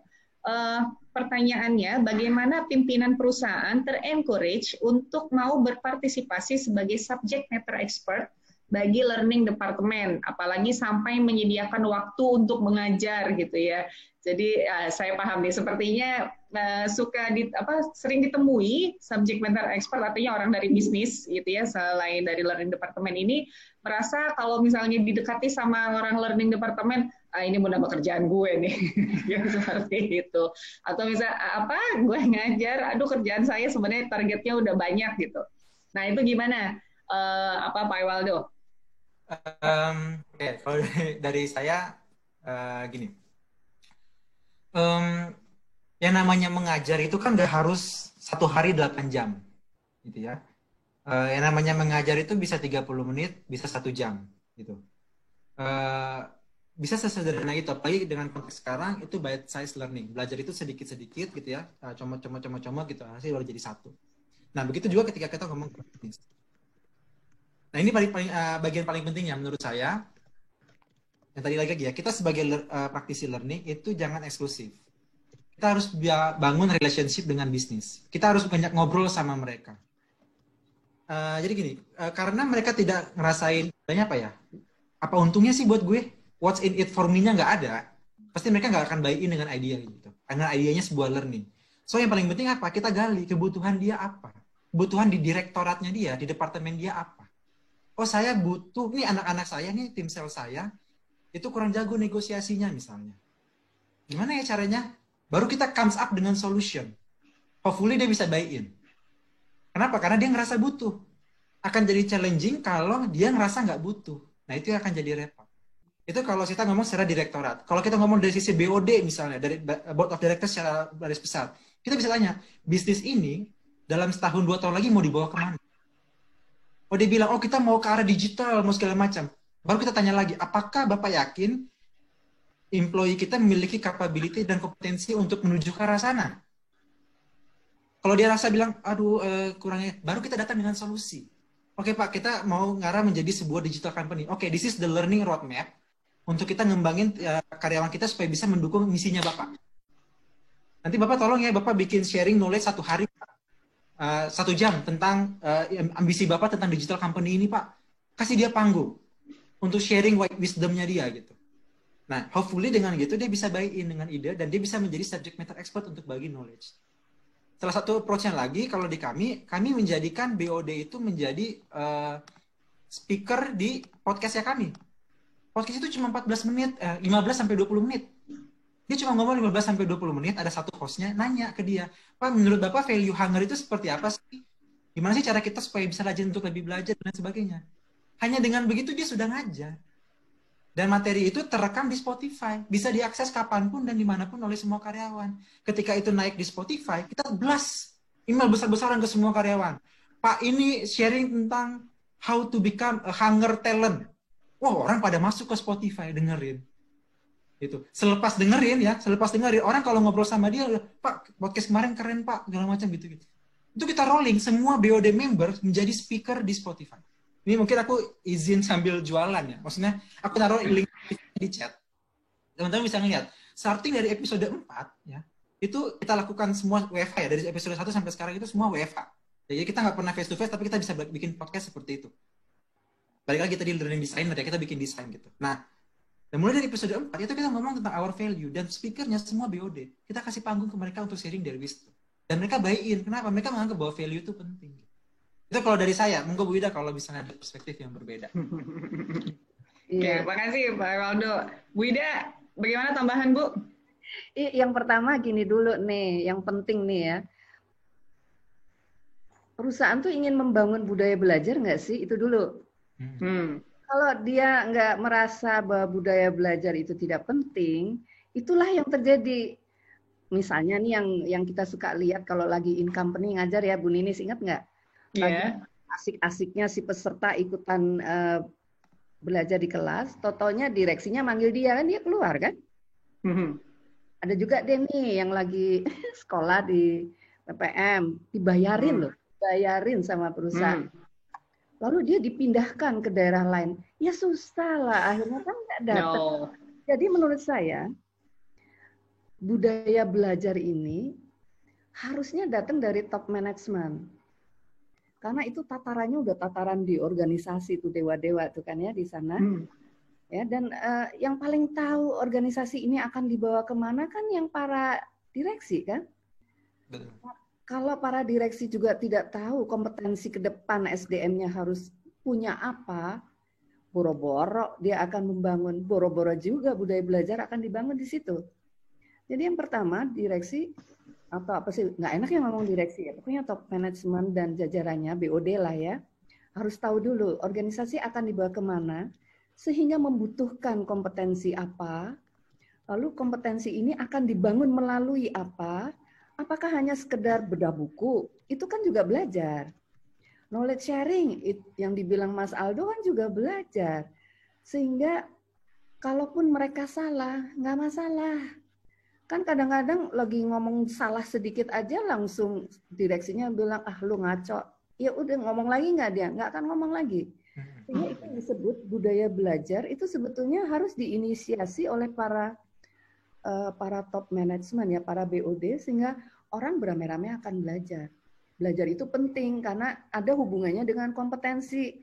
Kompetensi ada hubungannya dengan pencapaian kinerja individu. Ada hubungannya lagi dengan pencapaian kinerja organisasi. Itu harus dilihat bahwa itu ada root cause-nya ya, ada sebab akibatnya untuk bisa kita mencapai tujuan organisasi. Itu yang biasanya aku ajarin tuh di manajemen SDM strategik. Jadi training itu nilainya 10%. Yang ada adalah strategik pengembangan SDM. Itu yang penting. Training sudah mulai sedikit ditinggalkan. Makanya tadi Mas Aldo kan juga bilang cuma 10% ya Mas ya? Iya Bu. Yang 70% yang dipakai oleh perusahaan. Nah disitulah peran dari top management menjadi besar sekali ya. Selain manajer lini atau atasan langsung, top eksekutif juga punya peran yang besar. Gitu. Baik, terima kasih Bu Ida. Semoga menjawab ya untuk pertanyaannya tadi oleh Bapak sebentar. Ismail Radiansyah Siregar. Semoga menjawab pertanyaan dari Pak Ismail. Jadi tadi gimana cara mendorong para top manajemen, terutamanya subject matter expert ini untuk menjadi pengajar gitu ya, bahkan ya sharing. Tadi dari Pak Waldo bilang sebenarnya dari ajak ngobrol medianya mungkin tidak bisa yang tetap muka, tapi itu ya pakai Spotify itu ya tadi Pak Aldo sudah ada nge-share di chat salah satu bentuk Spotify dari produknya di tiket.com bagaimana. Khususnya Bu Ida juga menekankan tentang pentingnya organisasi, ada budaya belajar organisasi begitu ya Bu, dan komitmen dari top manajemen gitu, sehingga bisa karyawan, top manajemen maupun siapapun itu akan merasa tidak terganggu gitu ya, mau meluangkan waktu memberikan ilmunya, sharing tentang keahliannya seperti itu. Nah, Bu Nis nambahin sedikit yang terkait sama yang podcast. Gimana? Yang terkait sama podcast. Itu kita nggak pakai vendor sama sekali ya. Itu aku dengan tim berdua. Dan timku itu nggak punya pengalaman ngedit audio. Oke, baik. Dan yang menarik, dia nggak minta untuk training, gue di training dong cara ngedit audio. Enggak. Yang dilakukan apa? YouTube. Oke, semuanya serba di YouTube ada lah tutorial. Dia buka, tutorial cara melakukan editing supaya podcast jadi bagus. That's it. Mantap. Selesai, gitu. Nggak perlu minta training cara ngedit audio segala macam. Gitu. Berdua dong bisa jadi gitu. Menarik. Oke, baik. Terima kasih, Mas Aldo. Ya, sayang untuk pertanyaannya sebenarnya masih ada, tapi waktu jualah yang membatasi kita. Jadi nanti untuk kalau misalnya masih ada pertanyaan, dapat diajukan ke alamat email yang nanti akan saya sampaikan. Oke, host sedang men-share. Nih. Jadi untuk pertanyaan-pertanyaan yang belum tadi sempat disampaikan atau masih ada hal-hal yang mengganjal, silahkan Bapak dan Ibu dapat mengirimkan email pertanyaan ke pojokpintarmanajemen@gmail.com dengan menulis subjek nama Anda _seri 12 karena ini kan judulnya panjang ya, tapi untuk Pojok Pintar Manajemen sore ini adalah kita di seri 12. Jadi jangan lupa untuk underscore. Jadi nanti Bu Ida atau Pak Aldo yang akan menjawab. Dan mohon pertanyaannya itu di email paling lambat di 26 Juni. 26 Juni itu berarti hari Jumat ya. Hari Jumat. Kalau mahasiswa saya kebiasaan jam berapa Bu? 23.59. Enggak gitu ya. Seperti itu. Baik. Sebelum saya tutup, saya akan sampaikan beberapa kesimpulan yang bisa saya rangkum dari apa yang disampaikan oleh Bu Ida dan Pak Aldo. Jadi bahwa kondisi pandemi atau new normal ini karena adanya protokol kesehatan yang harus kita penuhi demi mencegah penyebaran COVID-19 itu juga, sehingga memaksa pendekatan belajar new normal ini yang tadinya offline tapi serba jadi digital based gitu ya, karena ada tuntutan physical distancing, bentuknya bisa e-learning, video learning, podcast, visual learning, blended learning gitu ya. Nah, baik peserta maupun pengajar itu diharapkan ada persiapan diri, kemudian menciptakan suasana belajar senyaman mungkin, dan sebenarnya online maupun offline, ya yang namanya belajar itu diusahakan adalah fokus gitu ya, jadi tidak terdistraksi oleh kegiatan-kegiatan lain gitu ya, apalagi ngechat media sosial, termasuk ada WhatsApp kerjaan seperti itu. Nah, kalau dari Pak Aldo, ini tadi yang menarik untuk bagi praktisi Bapak Ibu sekalian, terutama yang mungkin banyak dari latar belakangnya saat ini adalah di learning department, ini yang harus dilakukan adalah hiring learning experience designer gitu ya, learning curator or even software developer. Jadi supaya desain programnya ini juga lebih menarik gitu ya. Kemudian ada teaming up atau kolaborasi dengan subject matter expert dan other function lainnya. Kemudian upskilling di talent dan data analytics dan being tidak hanya community facilitator tapi juga menjadi teachers, mentors, bahkan coaches gitu ya. Seperti itu. Nah, sebelum saya tutup juga nih, kira-kira apa closing statement-nya nih dari Ibu Ida dan Pak Ewaldo? Silakan dari Bu Ida dulu kali ya. Closing statement-nya apa nih? Oke. Kondisi pandemik ini membuat kita harus cepat beradaptasi ya. Jadi kita tidak harus beradaptasi dengan kondisi yang ada, yaitu melalui online learning mungkin ya, yang saat ini sedang banyak dilakukan oleh perusahaan. Nah, cuman sebagai catatan, online learning itu tidak bisa menggantikan 100% tradisional learning ya. Jadi tidak bisa digantikan secara 100%. Orang masih perlu untuk berinteraksi, orang masih perlu untuk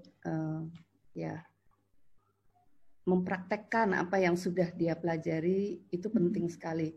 Nah, online tidak bisa membantu itu secara 100%, terutama merubah mindset, merubah behavior, itu tidak bisa through the online learning. Untuk itu, belajar itu harus punya motivasi yang besar sekali untuk mencari, dan keinginan untuk belajar secara mandiri itu menjadi penting, terutama untuk kita yang anak-anak muda gitu ya. Juga kita buat yang sudah senior, adaptasi itu menjadi penting sekali untuk menghadapi perubahan-perubahan yang ada. Itu rasanya. Oke, baik, terima kasih Bu Ida. Sekarang Pak Ewaldo, closing statement-nya nih, silakan. Kalau dari saya, dengan kondisi kayak sekarang lagi pandemi, kita kan seperti lagi perang. Bisnis tuh kayak dalam tanda kutip lagi perang. Siapa yang nanti akan menjadi survivor, siapa yang bisa menjadi pemenang di ujung nanti gitu. Dan salah satu caranya itu adalah membangun capabilities. Kita harus punya kompetensi gitu supaya kita bisa menjadi survivor dan juga menjadi pemenang. Dan learning department di sini hadir untuk memfasilitasi supaya itu happen. Nanti caranya seperti apa? Itu secara kita bisa pikirkan, tadi sudah banyak kita share. Yang paling penting adalah why-nya jelas. Kenapa ini harus ada di sini gitu. As long as itu sudah jelas, maka how-nya tadi itu bisa datang dengan sendirinya, sehingga bisa keluar produk-produknya tadi. Gitu. Itu aja sih kalau dari saya.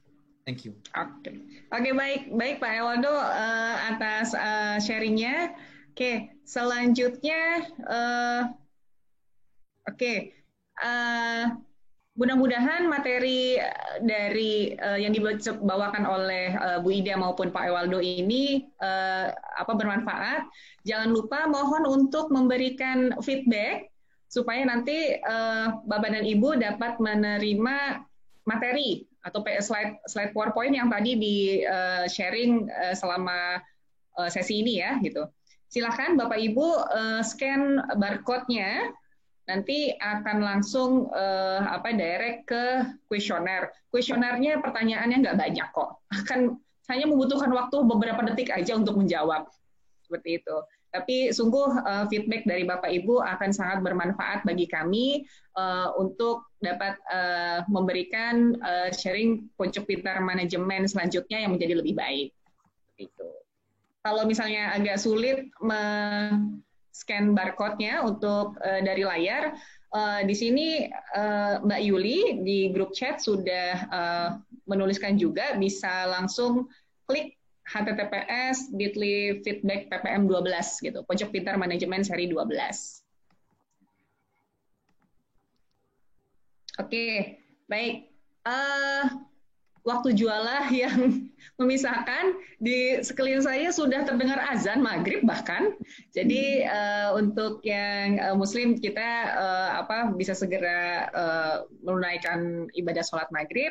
Nah, saya sampaikan di sini mengingatkan bahwa di PPM kita ada program S1 di Sekolah Tinggi Manajemen, ada program S1 dan program S2. Dan ya di masa pandemi ini memang jadinya tesnya seluruhnya adalah online.